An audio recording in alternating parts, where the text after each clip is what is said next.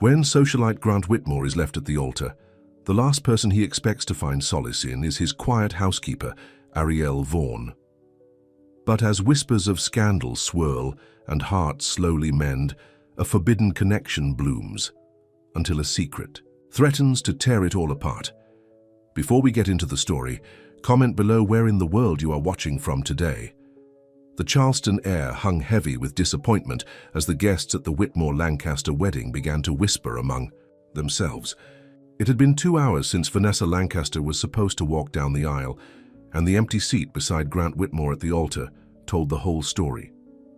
Grant stood in a small room off the main chapel, his tall frame rigid with tension. His best man Derek handed him another glass of whiskey. "She's not coming, is she?" Grant asked, his voice hollow. Derek looked at his childhood friend, the golden boy of Charleston society, now with his perfectly tailored tuxedo looking suddenly too big for his shoulders. "Her mother just confirmed it. Vanessa left a note. She's gone to Europe with that photographer from the engagement shoot." Grant downed the whiskey in one gulp. The burning in his throat was nothing compared to the humiliation coursing through his veins. 300 guests, the governor, 2 senators, all the society pages. Everyone who mattered in Southern business circles had come to see Grant Whitmore, heir to Whitmore Industries, marry the perfect socialite, and she'd left him standing there like a fool. "I'll make the announcement," his father said, appearing. In the doorway, his disappointment barely concealed behind a mask of Southern propriety.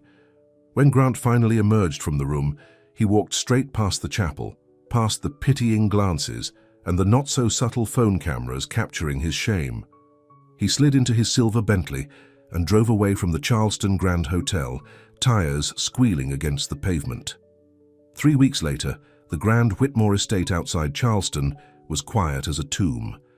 Grant had retreated there after cancelling his honeymoon and taking an indefinite leave from the family business. The Georgian mansion with its sweeping verandas and manicured gardens had become his fortress of solitude. Inside, Ariel Vaughan pushed her cleaning cart down the long hallway, her movements calm and methodical. At 27, she'd been working for the Whitmore family for nearly 5 years, but the last 3 weeks had been different. The house, once alive with preparations for the wedding, now felt like a mausoleum. She paused outside Grant's study, hearing nothing but silence from within. Gently, she knocked. "Mr. Whitmore, I was wondering if you'd like me to bring your coffee now or later." No response came, but she was used to that. Carefully, she opened the door to find Grant sitting at his desk, staring out the window at the sprawling oak trees that lined the property. He didn't turn when she entered. "I'll just leave it here then," she said softly, placing the coffee on his desk. She'd learned how he liked it. Strong, with just a touch of cream, no sugar. As she turned to leave, his voice stopped her. "They're all calling, you know, the board members, my parents. They want me back at work." His voice was flat, emotionless, as if nothing happened. Ariel paused, unsure if she should respond. This was the most he'd spoken in days. "Sometimes people don't know what to say when bad things happen," she offered quietly.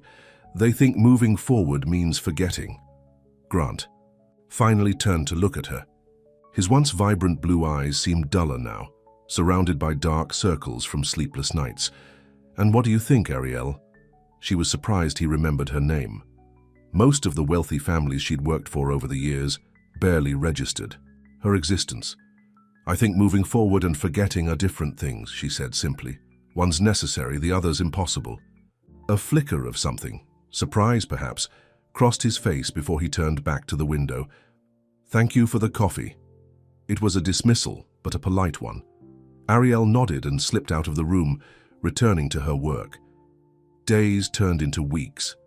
Grant's parents visited occasionally, his mother's voice carrying through the halls as she urged him to snap out of it, and his father reminding him that Whitmores don't wallow. They never stayed long. Friends called less and less. The house. Staff walked on eggshells except for Ariel. She continued her work quietly, efficiently, occasionally humming old gospel songs her grandmother had taught her. She didn't force conversation, didn't give him pitying looks, didn't ask when he'd be returning to his normal life. One evening, as a summer storm rolled in across the marshland surrounding the estate, Ariel was finishing her shift when thunder shook the windows. The power flickered once, twice, then went out completely.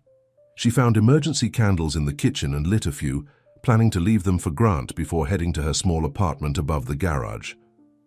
Walking through the darkened house, she noticed a sliver of dim light coming from the drawing room. Inside, Grant sat in an armchair, a glass of whiskey in hand, a single battery-powered lamp casting long shadows across his face. He looked up when she entered, his expression unreadable in the half-light. "I brought some candles," she said, placing them on a side table. "Thank you," he replied. Then after a pause, "You don't have to rush off." Ariel hesitated, then sat in a chair across from him. They sat in silence as rain lashed against the windows and thunder rumbled overhead. The silence wasn't uncomfortable. It felt like a shared understanding, a momentary truce with the expectations of the outside world. "Do you ever feel like your life was supposed to be something else?" Grant asked suddenly, staring into his glass. "Like everyone had this picture of who you were, and you tried to fit it, but then something happens that shows it was all just for show," she finished quietly. He looked up, surprised. "I wanted to be a singer once," she continued, a small smile playing on her lips. "My mama spent good money on piano lessons for me. Everyone in church said I had a gift." "What happened?" "Life," she shrugged. "Mama got sick. Medical bills piled up. I needed steady work more than I needed dreams." Grant studied her face in the candlelight. It struck him that he'd never really looked at her before. Her warm brown eyes, the gentle curve of her cheeks, the way her hands folded neatly in her lap. "Do you regret it?" he asked. "Sometimes," she admitted. "But then I think about how Mama got the care she needed, how she didn't have to worry at the end. That's worth more than any stage." They talked until the storm passed and the lights flickered back on. For the first time since the wedding disaster, Grant felt something other than numbness or shame. It wasn't happiness, not quite, but it was something. The next morning, when Ariel arrived for work, she found a brand new portable record player in the kitchen with a note, "For your humming." "The house has been too quiet," she smiled, touching the note gently before tucking it into her pocket. Over the following weeks, small changes began to appear. Grant emerged from his study more often. Sometimes he'd be in the kitchen when she arrived, making his own coffee. Other times she'd find him on the veranda reading a book or working on his laptop. One afternoon, as Ariel dusted the library shelves, softly singing to herself, she turned to find Grant watching her from the doorway. "Sorry," she said, embarrassed. "I didn't realize you were there." "Don't apologize," he said. "You have a beautiful voice. What was that song?" "Just an old one my grandmother taught me. Nothing fancy." Grant stepped further into the room. "Were you close with her? Your grandmother?" Ariel nodded, surprised by his interest. "She raised me after my mama passed, taught me everything important, cooking, singing, how to stand tall in a world that wants to make you small." "She sounds wise." "The wisest," Ariel smiled. "What about you? Were you close with your grandparents?" Something softened in Grant's expression. "My grandfather, yes. He built Whitmore Industries from nothing. Everyone saw the success, the wealth, but I saw how he sat with every employee who ever had a problem, knew all their children's names." His voice grew quieter. "I think he'd be disappointed in who I've become." "I doubt that," Ariel said gently. "Grief changes people, but it doesn't diminish them." Their eyes met, and for a moment the air between them seemed to shift, a subtle change like the first hint of seasons turning. That night, for the first time in months, Grant took out his leather journal. Before the wedding disaster, he'd written in it daily, thoughts, poems, observations about the world. Now, after staring at the blank page for nearly an hour, he began to write. "She hums when she thinks no one is listening. Songs I don't recognize but somehow make this empty house feel less hollow. How strange that the person who sees me most clearly is the one I barely noticed before." The next morning, Grant's parents arrived unannounced. Eleanor Whitmore swept through the front door in a cloud of expensive perfume, her husband Richard following with a stern expression. "Enough is enough, Grant," Eleanor declared, finding him in the sunroom. "It's been 2 months. Vanessa made a fool of herself, not you. The board needs you back. Your father needs you back." "I'm not ready," Grant said simply. Ready, Richard scoffed. Whitmores aren't ruled by feelings, son. We have responsibilities, traditions. The traditions that had me engaged to a woman who clearly didn't love me, Grant challenged, a spark of his old fire returning. The responsibilities that have me living someone else's version of my life. Eleanor's gaze sharpened. This attitude is exactly what drove Vanessa away. You've always been too sensitive. Too much like your grandfather with his ridiculous notions about what matters in business. The words stung more than Grant wanted to admit. He noticed Ariel passing by the doorway with a stack of fresh towels, her eyes downcast, but her shoulders tense. She'd heard everything. I'll think about coming back, he said finally. But on my terms, not yours. After his parents left, Grant found Ariel in the garden, clipping fresh flowers for the dining room table. The August sun made her skin glow, and a few curls had escaped her practical ponytail. I'm sorry about what you heard, he said. My parents can be... They're worried about you, she replied diplomatically, though her eyes told a different story. No, Grant shook his head. They're worried about the company, the family image, not me. Ariel said nothing, but her silence was understanding rather than judgmental. What would you do, he asked suddenly, if you could do anything, be anything? Without worrying about what others think? She looked up at him, surprised by the question. I'd sing again, she admitted. Maybe open a little music school for kids who can't afford lessons. Her cheeks colored slightly. Silly dreams. Not silly, Grant said firmly. Real, honest. He hesitated, then added, would you sing something for me sometime? A full song, not just the humming I catch in hallways? The request hung between them, somehow intimate in the warm garden air. I'd like that, she finally said, a shy smile transforming her face. That evening, after Ariel had gone home to her apartment, Grant wrote in his journal again. The words came easier now, flowing onto the page as he described the way sunlight had caught in her hair, how her voice had a quality that made him want to lean closer to catch every word. He wrote until his hand cramped, filling pages with thoughts. He barely admitted to himself how he found himself listening for her arrival each morning, how the simple kindness in her eyes had become the brightest part of his days. When he finally fell asleep, his dreams weren't haunted by Vanessa or the wedding that never happened. Instead, he dreamed of soft humming and the scent of garden flowers. The next day, Grant made a decision. He called his assistant at Whitmore Industries and arranged to review some files from home. He wasn't ready to return fully, but it was a start. When Ariel arrived, he asked if she'd mind bringing his coffee to the veranda instead of his study. She found him there, laptop open, looking more like the man who had once commanded boardrooms than he had in months. You're working, she observed, setting down his coffee. Trying to, he nodded. I realized something last night. Hiding away isn't honoring my grandfather's legacy. It's betraying it. That sounds like progress, she smiled. It's a beginning, he agreed. That evening, Grant left a note tucked into the laundry Ariel had neatly folded and left in his room. He stared at the words for a long time before placing it there, his heart beating faster than it had in months. The note simply read, You are the only part of this house that makes it feel like home. The next morning, Ariel found the note as she was putting away Grant's laundry. Her hands trembled slightly as she read the words, You are the only part of this house that makes it feel like home. She quickly tucked the note into her pocket when she heard footsteps approaching. Mrs. Peterson, the cook, appeared in the doorway. There you are, Ariel. Mr. Whitmore has asked for breakfast on the veranda this morning. Says he'll be working from home today. Ariel nodded, trying to keep her expression neutral despite the flutter in her chest. I'll make sure everything's set up for him. When she brought out fresh towels to the guest bathroom later that morning, she nearly bumped into Grant in the hallway. For a moment, they both froze, standing closer than they ever had before. She could smell his cologne, subtle and expensive. Good morning, he said, his voice softer than usual. Morning, Mr. Whitmore, she replied, dropping her gaze. Grant, he corrected gently. I think we've known each other long enough for that. Before she could respond, his phone rang. He glanced at it and sighed. The office, I should take this. As he walked away, Ariel let out a breath she hadn't realized she was holding.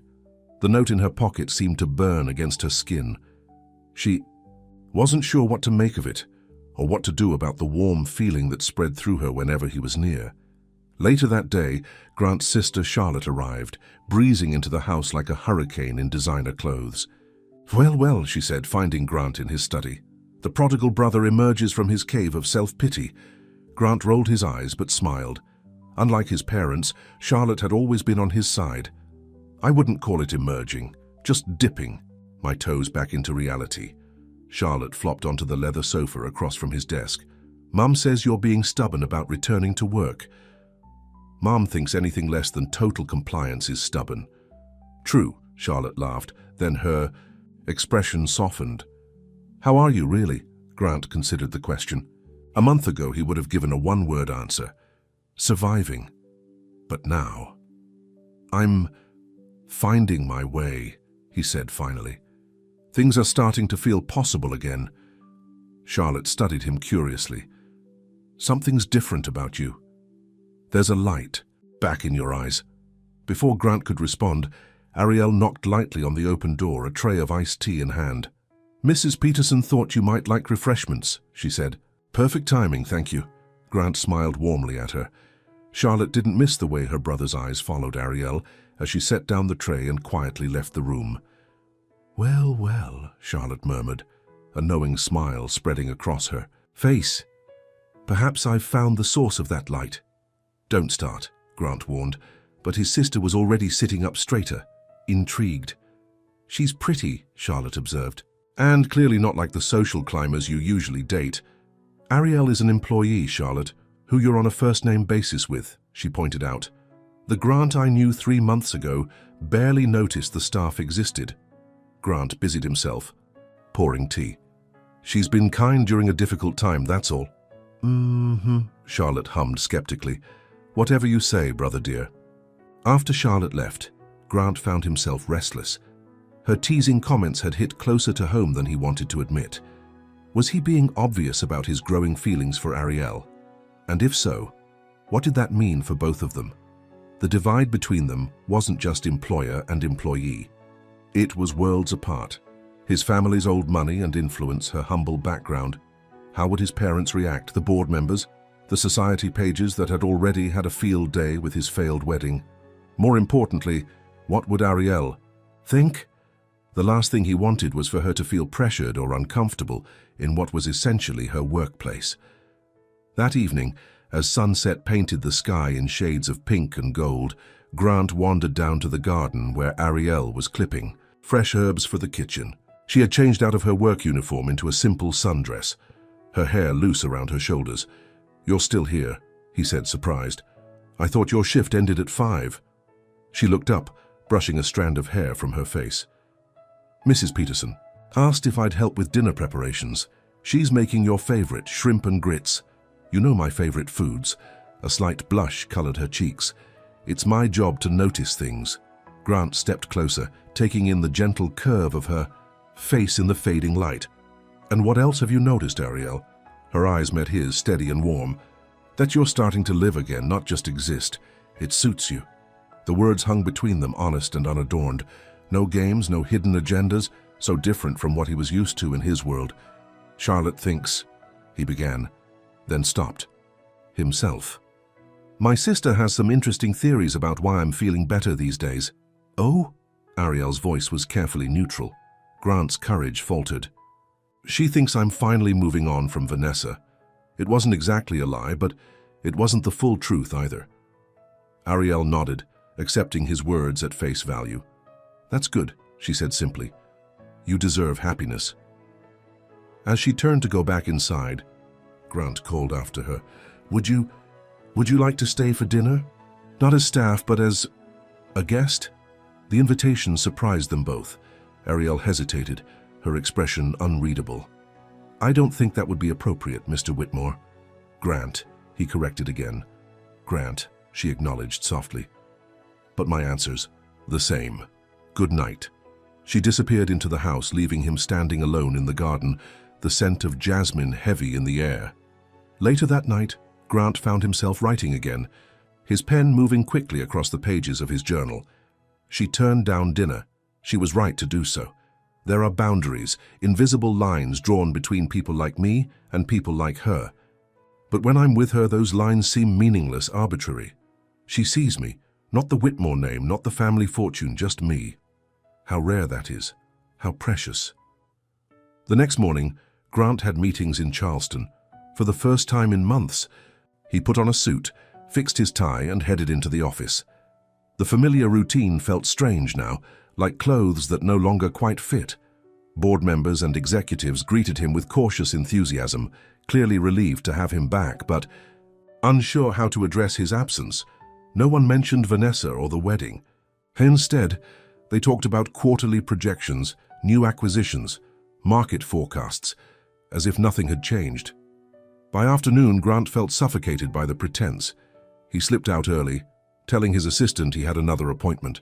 Instead, he drove to a small music shop in a part of town he rarely visited. The elderly owner looked surprised to see someone in a business suit browsing through vintage records. "Can I help you find something specific?" the man asked. "Old gospel records," Grant replied, "the kind that might have been popular 30, 40 years ago." An hour later, he left with a stack of albums and a sense of purpose he hadn't felt in a long time.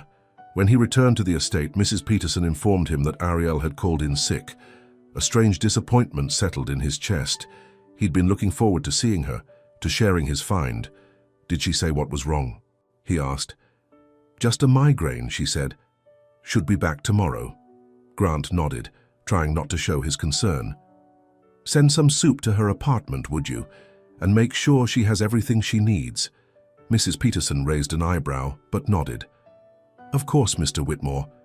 That evening, the house felt emptier than usual. Grant realized how accustomed he'd grown to Ariel's presence, her soft humming, her quiet efficiency, the way she brought warmth to even the coldest rooms.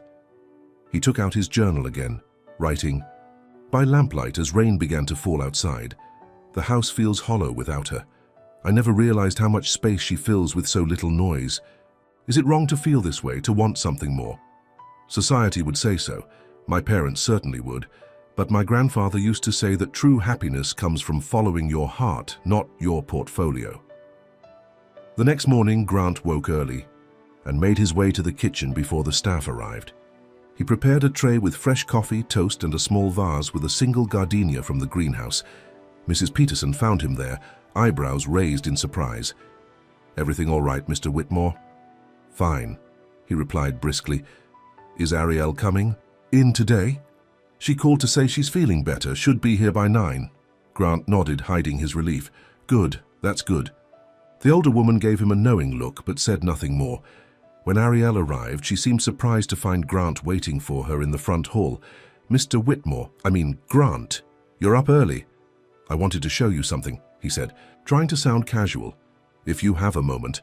Curious, she followed him to the sunroom, where he'd set up the record player and the stack of albums he'd purchased. "You mentioned your grandmother taught you gospel songs," he explained, suddenly, feeling awkward. "I thought, I found these yesterday. Thought maybe some of them might be familiar to you." Ariel looked at the collection, genuine surprise and pleasure lighting up her face. She ran her fingers gently over the album covers. "My grandmother had this one," she said softly, picking up a worn record. "She used to play it on Sunday mornings while making breakfast." Grant watched her, memorizing the way her eyes crinkled at the corners when she smiled. "Would you play it? And maybe sing along? If you want to, that is." Ariel hesitated. "I haven't sung properly in a long time. I'd still like to hear it." Their eyes met, and something passed between them, a shared vulnerability, a growing trust. "All right," she said finally, "but don't expect anything fancy." She carefully placed the record on the turntable, and the scratchy opening notes filled the sunroom. Ariel closed her eyes, swaying slightly to the familiar melody. When she began to sing, her voice was soft at first, then gained strength, rich, soulful, and filled with a depth of feeling that took Grant's breath away. He watched her, transfixed, as she lost herself in the music. This wasn't the reserved, professional Ariel who moved quietly through his house. This was a woman with passion, with dreams, with a gift that had been set aside but never truly forgotten. When the song ended, Ariel opened her eyes to find Grant staring at her with undisguised admiration. "That was beautiful," he said simply. She looked away, suddenly self-conscious. "Thank you for this. It's been a long time since I've heard these songs." "Why did you stop singing?" Grant asked gently. "You have an incredible voice." Ariel shrugged, but the gesture couldn't mask the sadness in her eyes. "Life doesn't always go the way we plan. After Mama died, there were bills to pay. Singing doesn't keep the lights on, but it lights something inside you," Grant observed. "I could see it." She met his gaze, allowing him to see a glimpse of the dreams she usually kept hidden. "Maybe someday," she said softly, "when the time is right." The moment was interrupted by the ringing of Grant's phone. He glanced at it with annoyance. His father calling. "I should get back to work," Ariel said quickly, professional distance returning to her voice. "Thank you again for the records." As she turned to leave, Grant made a sudden decision. "Ariel, wait. There's a charity gala for the Children's Hospital this weekend. My family hosts it every year at the country club. Would you want to go with me?" The invitation hung in the air between them, changing everything. Ariel's eyes widened with surprise. "As your date?" she asked carefully. "As my guest," Grant clarified, though in his heart he wanted more. "Though I'd understand if you'd rather not." Ariel twisted her hands together, conflict evident on her face. "People would talk, your family, let them talk," Grant said with sudden conviction. "I've spent too long worrying about what people think." For a long moment, Ariel was silent, considering. Then, with a small smile that made Grant's heart skip, she nodded. "Yes," she said softly. "I'd like that." The phone continued to ring, but Grant barely noticed. All he could see was Ariel's smile. All he could hear was her yes. And all he could think was that for the first time in months, he was looking forward to tomorrow. Later that day, he wrote in his journal, "She said yes. She'll come to the gala. I'll need to tell my parents, face their disapproval, weather the gossip. But none of that matters when I think of seeing her there, of introducing her not as my employee but as someone who matters to me. Because she does matter, more than I've been willing to admit even to myself. She's awakened something I thought died when Vanessa left me at the altar. But maybe that wasn't the end. Maybe it was making room for a beginning." That night, as Ariel walked back to her apartment above the garage, she saw the light on in Grant's study. She paused, looking up at the window, and allowed herself to wonder, just for a moment, if this fragile, unexpected thing growing between them might actually have a chance. She touched the pocket where she kept his note, the words now committed. "To memory, you are the only part of this house that makes it feel like home." With a mixture of hope and fear, she whispered to the night air, "What are we doing, Grant Whitmore?" Only the cricket song answered her as she climbed the stairs to her apartment, where she would spend the night alternating between excitement and doubt about the gala that would soon change everything between them. The annual Whitmore Children's Hospital Gala was the highlight of Charleston's social calendar. For decades, the city's elite had gathered in their finest attire to raise money for sick children and, perhaps more importantly, to see and be seen. In her small apartment above the garage, Ariel stared at her closet with growing panic. She had exactly one dress that might be appropriate, a navy blue cocktail dress she'd worn to her cousin's wedding last year. It was pretty enough, but nothing like the designer gowns that would fill the ballroom of the Charleston Country Club. Her phone chimed with a text message from Grant. "Car will pick you up at 7. Looking forward to tonight." Ariel's stomach fluttered with a mixture of excitement and dread. What was she thinking, agreeing to this? She didn't belong in Grant's world of champagne and chandeliers. She belonged behind the scenes, invisible. A knock at her door startled her. She opened it to find Charlotte Whitmore standing there, holding several garment bags. "Oh good, you're home." Charlotte breezed past Ariel into the apartment. "We don't have much time." "Miss Whitmore, what are you—" "Charlotte, please," she corrected, laying the garment bags on Ariel's bed. "And I'm here because my brother may be brilliant in business, but he's clueless about the minefield he's walking you into tonight." She unzipped one of the bags, revealing a stunning emerald green gown. "You'll need armor."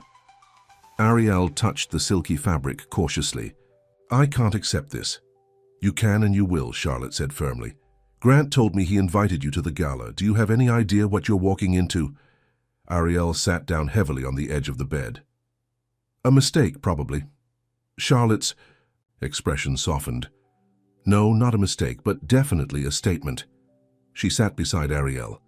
Look, the Charleston elite are sharks, and they smell blood in the water since Vanessa left Grant at the altar. They'll be watching his every move tonight, and they'll be watching you. Why are you helping me? Ariel asked. You barely know me, Charlotte smiled. Because my brother looks at you the way our grandfather used to look at our grandmother. Like you hang the moon and stars. I haven't seen him this alive in months, maybe years. Ariel felt her cheeks warm. It's not like that between us. Maybe. Not yet, Charlotte winked. Now try on this dress. I brought a few options. 2 hours later, Ariel barely recognized herself in the mirror. The emerald gown fit perfectly, making her skin glow. Charlotte had helped with her makeup and hair, turning her practical ponytail into soft waves that framed her face. There, Charlotte said with satisfaction. Now you look the part. Thank you, Ariel said sincerely, but I'm still terrified. Charlotte squeezed her hand. Just remember, you have as much right to be there as any of them. More, actually, since most of them are terrible people with good pedigrees. When the car arrived, Ariel took a deep breath and made her way down the stairs. Grant was waiting beside the black town car, handsome in his tuxedo. When he saw her, his eyes widened, and for a moment, he seemed at a loss for words. You look, he finally managed, absolutely beautiful. Your sister helped, Ariel admitted. She thought I needed armor. Grant laughed softly. That sounds like Charlotte. He offered his arm. Shall we? The drive to the country club was quiet, both of them nervous in different ways. As they approached, Ariel could see camera flashes outside. Local press documenting the arrivals of Charleston's finest. We don't have to do this, Grant said suddenly. We could go somewhere else, anywhere. Ariel looked at him, surprised by the vulnerability in his eyes. This wasn't just about her discomfort. He was nervous too. No, she said with newfound determination. Your family hosts this event. It's important. We're going. Grant smiled, relief and admiration in his eyes. Then we're going together. The moment they stepped out of the car, the whispers began. Ariel felt the weight of curious stares as Grant guided her through the entrance with his hand at the small of her back. The ballroom was spectacular. Crystal chandeliers, white floral arrangements, string quartet playing softly in the corner. At the far end, Eleanor and Richard Whitmore greeted guests in a receiving line. When Eleanor spotted her son with Ariel, her practiced smile faltered for just a second. Breathe, Grant whispered to Ariel. You belong here. They made their way through the crowd toward his parents. Eleanor recovered quickly, her society smile firmly back in place. Grant, darling, you're late. Her eyes flickered to Ariel. And you've brought a guest. Mother, father, you know Ariel Vaughn, Grant said firmly. Richard Whitmore's eyebrows rose slightly. The housekeeper. Ariel felt her cheeks burn, but Grant's hand remained steady at her back. Actually, he corrected, Ariel is my date this evening. The emphasis on the word date was unmistakable. Eleanor's smile grew tighter. How unexpected, she said. If you'll excuse me, I need to check on the auction items. As his parents moved away, Grant turned to Ariel. I'm sorry about that. Don't be, she said. I knew what I was walking into. Throughout the evening, Ariel felt the curious stares and heard the whispered comments. Old Charleston money didn't mix with the help. It simply wasn't done. But Grant remained by her side, proudly introducing her to business associates and family friends. During dinner, they were seated at the main table with the Whitmore family. Charlotte gave Ariel an encouraging wink from across the table while Helena maintained a chilly politeness that barely masked her disapproval. So, Ariel, Eleanor said during the dessert course, her voice carrying just enough to be heard by nearby tables. How long have you been cleaning houses? The table fell, silent. Grant tensed beside her, but Ariel touched his arm gently. "I've been working for your family for 5 years, Mrs. Whitmore," she replied calmly. "Before that, I was putting myself through community college while caring for my grandmother." "How admirable," Eleanor said with a tight smile. "And what were you studying?" "Music education," Ariel answered. "I had hoped to teach children someday." "Ariel has an amazing voice," Grant interjected. "She could have been a professional singer." Eleanor's smile didn't reach her eyes. "How fascinating. And yet here you are folding our laundry." Before either could respond, the chairman of the hospital board tapped his glass, calling for attention. It was time for speeches and the charity auction. Grant leaned close to Ariel's ear. "I'm sorry. About my mother. It's all right," she whispered back. "She's just protecting what she values." "I have different values," he replied, his eyes holding hers. As the speeches began, Ariel noticed Vanessa Lancaster enter the ballroom with a tall, handsome man on her arm. The woman who had left Grant at the altar was exquisitely dressed in a red gown that commanded attention. Whispers rippled through the crowd. Grant followed Ariel's gaze and stiffened. "I didn't know she'd be here." "Are you okay?" Ariel asked softly. He looked at her, really looked at her, and something in his expression changed. "You know what? I am. Completely okay." The auction began, with items ranging from vacation homes to artwork donated by local artists. When a weekend at a mountain cabin came up for bid, Grant raised his paddle. The bidding was fierce, but he was determined, finally winning with a generous sum. "Congratulations, Mr. Whitmore," the auctioneer announced. "A weekend getaway in the Blue Ridge Mountains." As the evening progressed, Vanessa made her way through the crowd toward their table. Ariel felt Grant tense beside her. "Grant," Vanessa's voice was honey-sweet as she approached. "You're looking well." "Vanessa," he acknowledged coolly. "I'm surprised to see you here." "Daddy's been on the hospital board for years," she shrugged elegantly. "Family tradition." Her gaze shifted to Ariel, curiosity and something like amusement in her eyes. "And who's this?" "This is Ariel Vaughn," Grant said, his voice warm with pride. "Ariel, this is Vanessa Lancaster." Ariel nodded politely. "Miss Lancaster." Vanessa's perfect eyebrows arched. "Vaughn, the name isn't familiar. Are you new to Charleston society?" Before Ariel could respond, Grant answered for her. "Ariel works at my estate. She's also the most genuine person in this room." Surprise flickered across Vanessa's face, quickly replaced by a calculating smile. "How progressive of you, Grant." She touched his arm lightly. "We should catch up sometime for old time's sake." "I don't think so," Grant said firmly. "Those times are firmly in the past." Vanessa's smile faltered. She glanced between them, then nodded stiffly. "Enjoy your evening." As she walked away, Ariel let out a breath she hadn't realized she was holding. "That was awkward," Grant surprised her by laughing. "Actually, it wasn't. Not for me." He looked at her with wonder. 3 months ago, seeing her would have gutted me. Tonight, I just feel nothing." The band began playing a waltz and couples moved to the dance floor. Grant stood and offered his hand to Ariel. "Would you dance with me?" She hesitated, glancing around at the elegant couples. "I don't know how to waltz." "I'll teach you," he promised. "It's just swaying with rules." On the dance floor, Grant gently guided her through the steps. His hand was warm against her back, his movements sure and steady. After a few tentative turns, Ariel relaxed into the rhythm. "You're a natural," he murmured. "I have a good teacher." She smiled up at him. As they danced, Ariel was acutely aware of the eyes watching them. Eleanor Whitmore's disapproving stare, Vanessa's calculated assessment, the curious glances of Charleston society. "Everyone's watching us," she whispered. "Let them," Grant replied, drawing her slightly closer. "I don't care what they think." "Your mother cares," Grant sighed. "My mother will always care about appearances, but I'm done living my life for other people's approval." As the music ended, Grant kept hold of her hand. "Would you like to get some air? The garden is beautiful at night." They slipped away from the ballroom onto a moonlit terrace. String lights twinkled in the carefully manicured hedges, and the scent of jasmine hung in the warm night air. They were alone, the sounds of the gala muffled behind them. "I'm sorry about tonight," Grant said quietly. "The way my mother spoke to you, Vanessa showing up." Don't apologize, Ariel said. I knew what I was getting into. Grant turned to face her, taking both her hands in his. Did you? Because sometimes I think I don't even know what I'm doing. Ariel looked up at him, her heart racing. What are you doing, Grant? Breaking all the rules I was raised with, he admitted.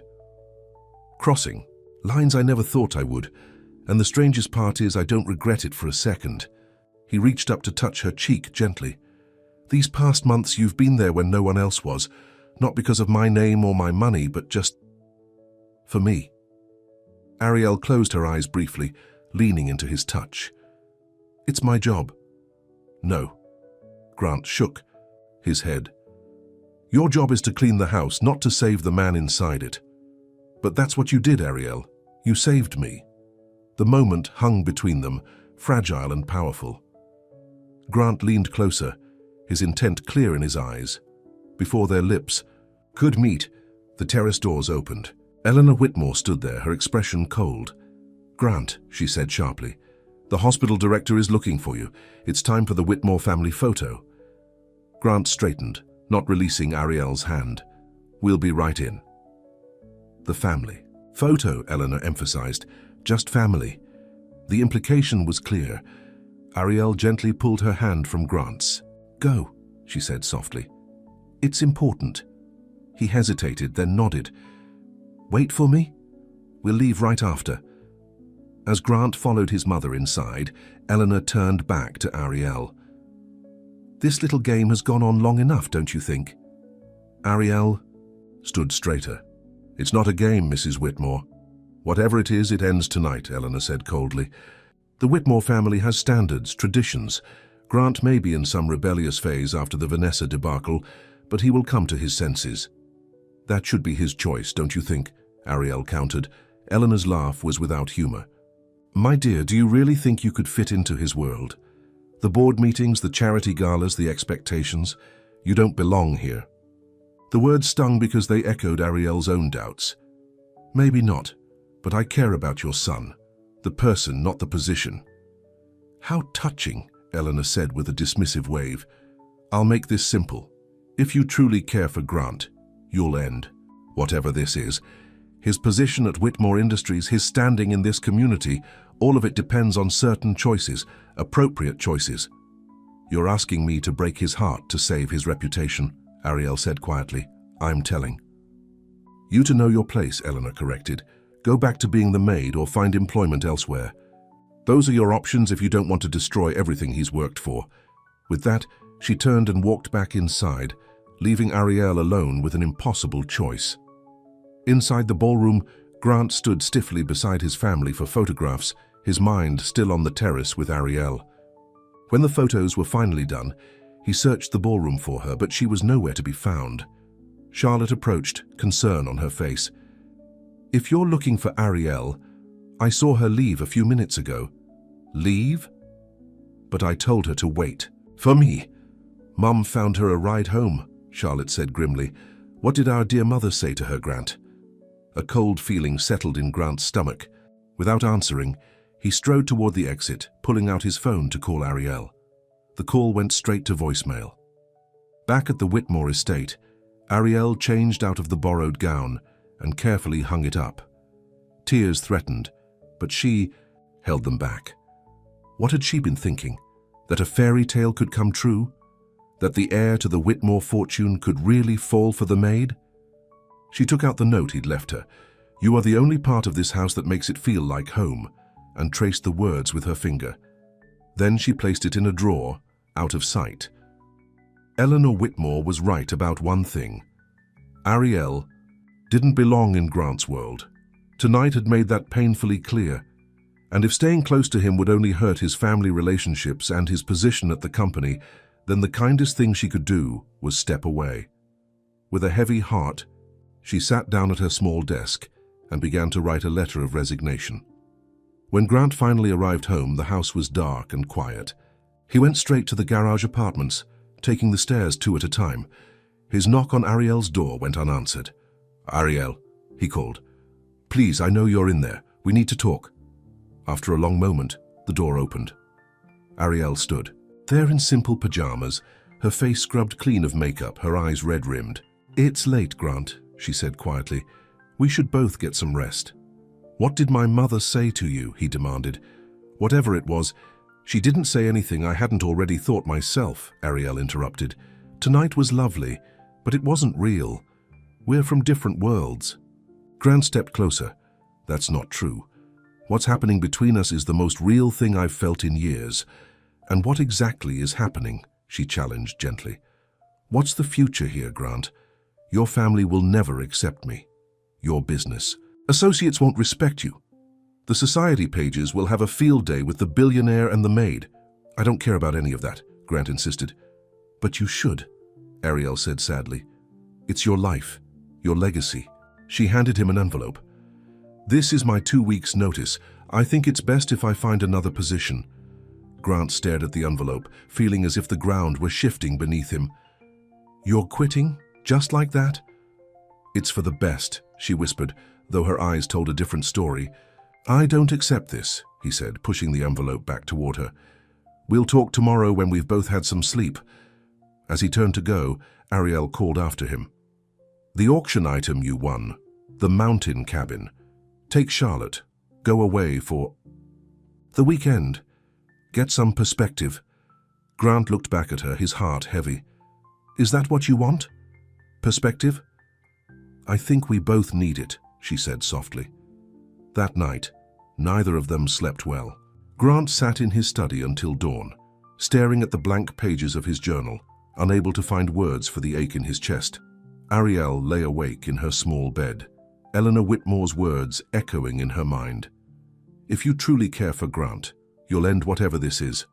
She did care for him, too much to be the reason his family turned against him, too much to watch him lose the respect of his peers, too much to see the light in his eyes dim when he realized that loving her meant losing everything else. As dawn broke over the Whitmore estate, both of them faced the same question from opposite sides of the property. How do you choose between your heart and what seems right? The morning after the gala, Grant sat in his office at Whitmore Industries, staring blankly at his computer screen. Board meeting minutes, quarterly projections, acquisition proposals, none of it seemed to matter compared to the envelope sitting on his desk. Ariel's resignation letter remained unopened, a physical reminder of what he stood to lose. His assistant's voice came through the intercom. "Your mother is here to see you, Mr. Whitmore," Grant sighed. "Send her in." Eleanor Whitmore entered, impeccably dressed as always, her expression unreadable. "You left the gala rather abruptly last night." "I wonder—" "Why," Grant replied, his voice cool. "What did you say to Ariel after I left?" Eleanor settled into the chair across from his desk. "I simply reminded her of reality, the reality of who we are, of your position, of her situation. You had no right." "I had every right," Eleanor countered. "I'm your mother. Everything your father and I have built, everything your grandfather established, it all depends on certain standards being maintained." Grant leaned forward. "Standards? Or appearances? In our world, they're the same thing." Eleanor's gaze fell on the envelope. "I see she made the sensible choice." "This isn't over," Grant said firmly. "I haven't accepted her resignation." Eleanor sighed. "Darling, this infatuation—" "It's not an infatuation," Grant interrupted. "I care about her deeply. You're still vulnerable after Vanessa. This has nothing to do with Vanessa." Grant stood frustrated. "For the first time in my life, I've found someone who sees me, not the Whitmore name, not the family fortune, just me." Eleanor studied, her son, her expression softening slightly. "And you don't think that's precisely why she's gotten close to you? Her single mother with limited prospects, suddenly in proximity to one of Charleston's most eligible bachelors." Grant froze. "What did you just say?" "About her being in proximity." "No. You said single mother. Ariel doesn't have children." A flicker of surprise crossed Eleanor's face. "She hasn't told you?" She pulled a folder from her designer handbag and placed it on the desk. "I had our security team do a standard background check. Ariel Vaughn has a 6-year-old daughter, named Melody, currently living with Ariel's aunt in Atlanta." Grant stared at the folder, his mind racing. A daughter? Why hadn't Ariel mentioned her? All those conversations, all those moments of growing closeness, and she'd never once spoken of having a child. There's more, Eleanor continued. The father is listed as unknown on the birth certificate. She was 19 when she had the child, dropped out of her music program. The background check shows she sends most of her salary to Atlanta every month. Grant sat heavily in his chair, trying to process this information. Why are you showing me this? Because you need to see the complete picture, Eleanor said gently. She's not being honest with you, Grant. Whatever you think is happening between you, it's built on omissions and half-truths. After his mother left, Grant sat alone in his office, the unopened folder taunting him. Part of him wanted to burn it, unread, to trust Ariel completely. But another part, the part still raw from Vanessa's betrayal, needed to know the truth. He finally opened it, scanning the contents quickly. His mother hadn't lied. Ariel did indeed have a daughter named Melody. There were school records, medical forms, even a photo of a beautiful little girl with Ariel's smile. The pain of this discovery wasn't that Ariel was a mother. It was that she hadn't trusted him enough to share this fundamental truth about herself. Meanwhile, at the Whitmore estate, Ariel moved through her duties mechanically, fighting back tears each time she remembered the gala and its disastrous ending. She kept expecting Grant to appear, to confront her about her resignation, but he remained at the office all day. When she returned to her apartment that evening, she found a package outside her door. Inside was the emerald gown she had worn to the gala, now dry cleaned, with a note from Charlotte. Keep it. It was always meant for you. Ariel hung the dress in her closet, a beautiful reminder of a night that could never be repeated. Then she called the number she dialed every evening. Hey, Auntie May, she said when her aunt answered. Can I talk to Melody? Her daughter's excited voice came through the phone. Mommy, guess what? I got an A on my spelling test. Ariel smiled, through her tears. That's wonderful, baby. I'm so proud of you. When are you coming to visit? It's been forever. Soon, sweetheart. I promise. Maybe sooner than we planned. After talking to Melody, Ariel made another difficult call. To a former employer in Atlanta, who had always said there was a position for her if she ever returned. The pieces of a new life were falling into place. A life away from the Whitmore estate, away from Grant, away from the impossible dream that had briefly seemed possible. The next morning, Grant still hadn't returned to the estate. Mrs. Peterson informed Ariel that he had called to say he'd be spending the weekend at the mountain cabin he'd won at the auction. Alone? Ariel asked before she could stop herself. Mrs. Peterson shrugged. Didn't say, just asked me to pack his bag and have the caretaker ready the cabin. Ariel nodded, trying to ignore the ache in her chest. Perhaps it was for the best. A clean break would be easier than a prolonged goodbye. She spent the day cleaning the house with extra care, lingering in Grant's study, memorizing the details of the room where they'd shared so many quiet conversations. On his desk, she noticed his leather journal, usually locked away in a drawer. It was open as if he'd left in a hurry, a pen marking his place. Ariel knew she shouldn't look. It was a gross invasion of privacy, but something drew her to the pages filled with his handwriting. A single line caught her eye. How do I tell her that I think I'm falling in love with her? Ariel stepped back, her hand covering her mouth. The journal entry was dated the day of the gala. Before she could process this discovery, her phone rang. It was Charlotte. Have you seen Grant today? Charlotte asked, her voice tense. No, Mrs. Peterson said. He went to the mountain cabin for the weekend. Charlotte sighed. He was supposed to call me when he arrived, but he's not answering his phone. The storm up there is getting worse. They're forecasting heavy snow and dangerous conditions. Ariel felt a chill of worry. I'm sure he's fine. Maybe the reception is bad. Maybe. Charlotte didn't sound convinced. The thing is, Grant isn't really the outdoor type, and after everything with you and the gala and our mother, what did your mother do? Ariel interrupted. Charlotte hesitated. She showed him some information about you, about your daughter. Ariel felt the blood drain from her face. How did she know about Melody? Background check, apparently. Grant was pretty shaken up. Not about you having a child, But about you not telling him. Ariel sank into Grant's chair, her legs suddenly weak. I was going to tell him. I was afraid. I know, Charlotte said gently. And I think Grant would understand that if he'd give you a chance to explain. But he's hurt.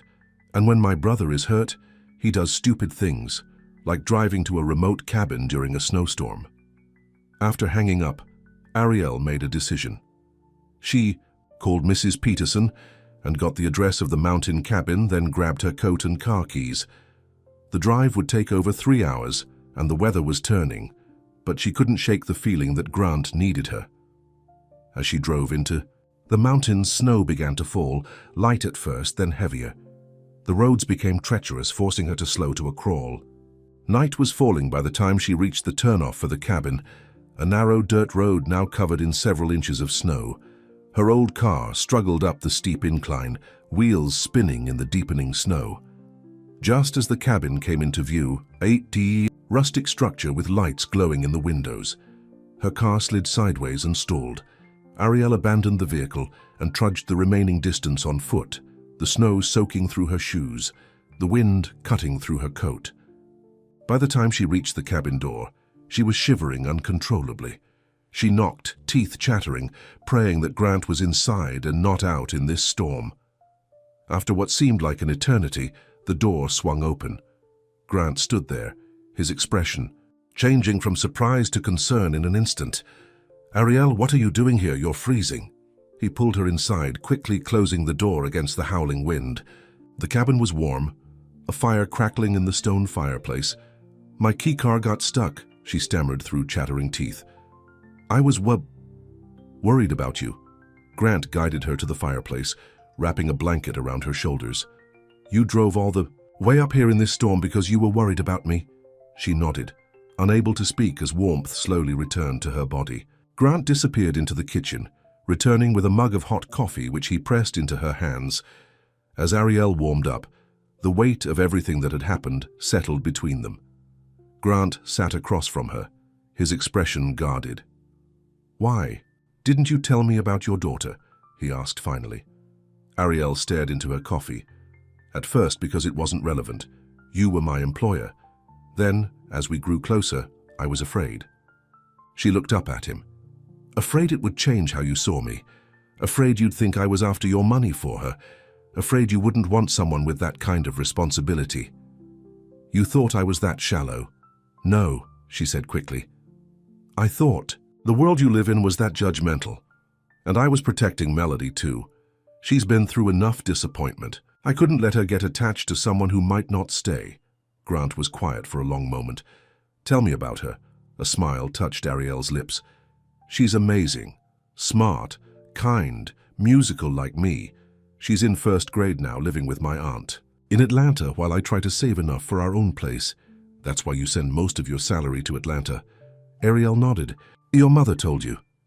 She did a background check, Grant admitted.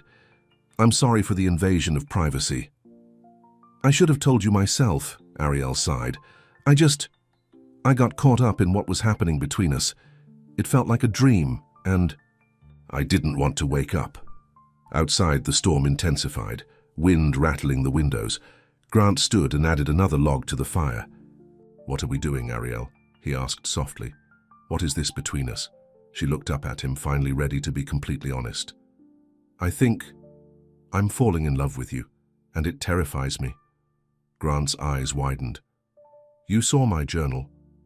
I didn't mean to. It was open on your desk. He knelt beside her chair, taking her hands in his. Those words were true. I am falling in love with you. But I need to know that you trust me, with all of your truth, not just the parts you think I want to see. Tears filled Ariel's eyes. I want to. But your mother made it very clear that someone like me could never fit into your world. That I'd ruin everything your family built. My mother doesn't get to decide who I love, Grant said firmly. Neither does Charleston Society or the board of Whitmore Industries or anyone else. But she was right about one thing, Ariel insisted. I don't belong in your world. Then maybe it's time for me to build a new world, Grant replied. One where we both belong. He reached into his pocket and pulled out a folded piece of paper. "I've been doing a lot of thinking up here. About what I want, what's important." He handed her the paper. "I wrote this last night." Ariel unfolded it to find a business plan. At the top was written, "Whitmore Music Foundation, bringing music education to underprivileged children." "I don't understand," she said. "My grandfather believed business should serve the community, not just stockholders," Grant explained. "He set aside a trust that I control, separate from the family business. I want to use it to create a foundation that provides music education to kids who couldn't otherwise afford it." He took her hand. "And I want you to run it." Ariel stared at him in disbelief. "Me? Who better? You have the musical background, you understand what these kids need, and you have the heart for it." His eyes held hers. "It would mean a salary that could support you and Melody in Charleston, a chance to use your talents to make a difference." "And us?" she asked softly. "What would it mean for us?" "That's entirely up to you," Grant replied. "The foundation is yours regardless of what happens between us. No strings attached, but I hope—" He took a deep breath. "I hope you'll give us a real chance, not as employer and employee, but as equals." The realization of what he was offering washed over Ariel. Not charity, but opportunity.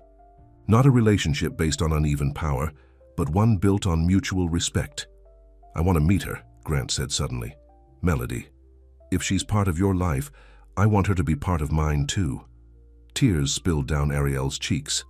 "You really mean that?" In answer, Grant leaned forward and kissed her gently. Against her lips he whispered, "I've never meant anything more." The storm raged outside, but inside the cabin, something new and fragile and beautiful was blooming. They talked through the night, about Melody, about the foundation, about their fears and hopes for the future. For the first time, Ariel shared everything, holding nothing back.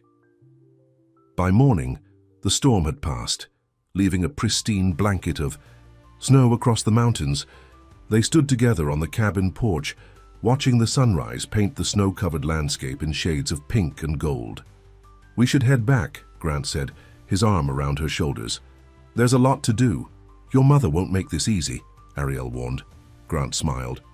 "No, she won't, but some things are worth fighting for."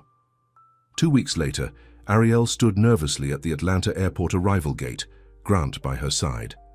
When Melody came running, through the crowd her face lit up at the sight of her mother. "Mommy," she cried, launching herself into Ariel's arms. Ariel held her daughter tight, tears of joy streaming down her face. "I missed you so much, baby." After a moment, she set Melody down and turned to Grant. "Melody, this is my friend Grant. The one I told you about." Grant knelt to the little girl's eye level. "It's very nice to meet you, Melody. Your mom has told me what an amazing girl you are." Melody studied him solemnly. "Do you really have a big house with a garden like Mommy said?" Grant smiled. "I do. And I was thinking it might be nice if you and your mum came to live there. The garden needs someone to enjoy it." Melody's eyes widened. "For how long?" Grant glanced up at Ariel, his eyes full of love and promise. "For as long as you both want. To stay." Ariel knelt beside them, taking Melody's small hand in one of hers and Grant's larger one in the other. "Remember how I told you things were going to change? That we might have a new home?" Melody nodded, looking between the adults with a child's perceptive gaze. "Is he going to be part of the change too?" "If that's okay with you," Grant said gently. Melody considered this for a moment, then asked the question only a child would think to ask. "Do you make my mommy happy?" Grant looked at Ariel, his eyes saying everything words couldn't. "I certainly try to." "He does," Ariel confirmed, squeezing her daughter's hand. "Very happy." Melody nodded decisively. "Then it's okay with me." As they walked together through the airport, Melody chattering between them, Ariel marveled at how life could change so completely in such a short time. From cleaning the Whitmore estate to running a foundation. From hiding parts of herself to being fully known and loved. From raising her daughter from afar to bringing her home. To a real home with a future brighter than she dared to dream. 1 month later, The grand opening of the Whitmore Music Foundation made the front page of the Charleston Times. The photograph showed Grant with his arm around Ariel, Melody between them, cutting a ribbon on the new building. Eleanor Whitmore stood off to the side, her expression a complex mixture of resignation and grudging respect. The society pages buzzed with the news that Grant Whitmore was dating the former Maid, a scandal that would have once seemed catastrophic, but now barely registered with either of them. That evening, after the celebration, after Melody had been tucked into bed in her new room at the estate, Grant and Ariel sat together on the veranda, watching fireflies dance over the garden. "Happy?" Grant asked, his fingers intertwined with hers. "More than I ever thought possible," she replied. "Though your mother still looks at me like I'm going to steal the silver," Grant laughed. "She's trying in her way. She actually told me yesterday that Melody has excellent posture for a child." "High praise indeed," Ariel smiled. "She'll come around," Grant said, "and if she doesn't, it doesn't change anything between us." From inside the house came the sound of the record player, one of the old gospel albums Grant had bought that day months ago. Ariel laid her head on his shoulder, humming softly to the familiar melody. "You know," she said thoughtfully, "when Vanessa left you at the altar, everyone saw it as the worst thing that could happen to you." "It was," Grant agreed, "until it led to the best thing." He turned to face her. "You stayed when no one else did. You saw me at my worst and didn't walk away." "How could I not fall in love with you?" Ariel touched his face gently. "I stayed because even at your worst you were worth staying for." As the music played and the night deepened around them, they shared a kiss that felt like a promise. One, made not in the spotlight of a society gala or the drama of a snowstorm, but in the quiet certainty of two hearts that had found their way home. Because sometimes the most extraordinary love stories begin in the most ordinary ways, with someone who simply stays when everyone else has gone. The end.